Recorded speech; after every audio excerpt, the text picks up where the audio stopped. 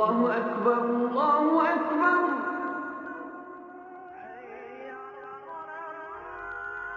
الله أكبر الله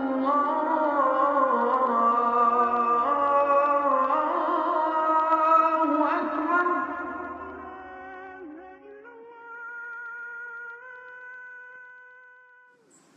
أعوذ بالله السميع العليم من الشيطان الرجيم بسم الله الرحمن الرحيم السلام عليكم ورحمة الله وبركاته.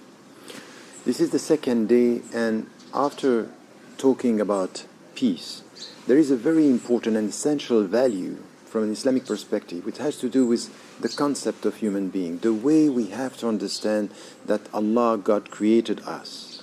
And He said in the Quran something that we need to ponder over and to understand. وَلَقَدْ كَرَّمْنَا بَنِي آدَمَ.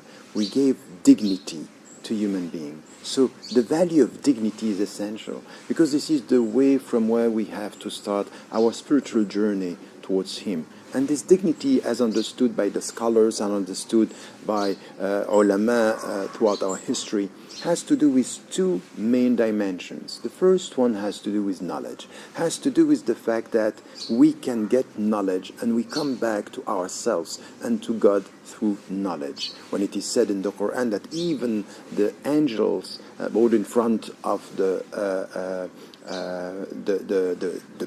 Adam alayhi salam, meaning what? That the dignity of this human being had to do with what? عَلَّمَ آدَمَ الْأَسْمَاءَ كُلَّهَا. That God taught to Adam alayhi salam all the names, meaning it has to do with knowledge, the knowledge that we can get. And the second element here, which is important, has to do with our freedom. We can choose. فَمَنْ شَاءَ فَلْيُؤْمِنْ وَمَنْ شَاءَ فَلْيَكْفُرْ. The one who wants to believe, he can or she can believe. And if you want to reject, you can reject. This is your freedom. So this is through our freedom and our knowledge that we are dignified. And at the moment you are listening to me today, you are using your freedom, deciding with your consciousness that you are preventing yourself from eating and drinking and fasting. So it's a dignified way of using your freedom and your knowledge. And this is exactly it. In order to come back to yourself, in order to be dignified, it's the way you deal with your freedom. Yes, your freedom is a right, but your freedom is also a duty. It's a commitment to be dignified. And this is where we start with dignity, and we need to go deeper and deeper to nurture this dignity. How? This is what we find in the Quran.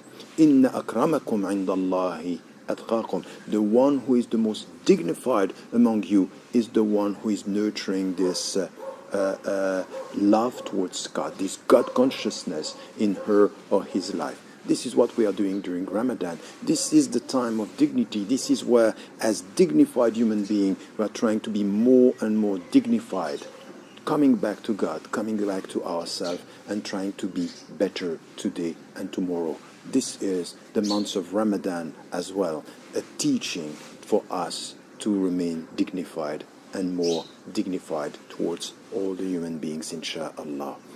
Remember to remain always positive, to take good care of yourself, and to tell the people you love that you love them, insha'Allah. Assalamu alaikum wa rahmatullahi wa barakatuh.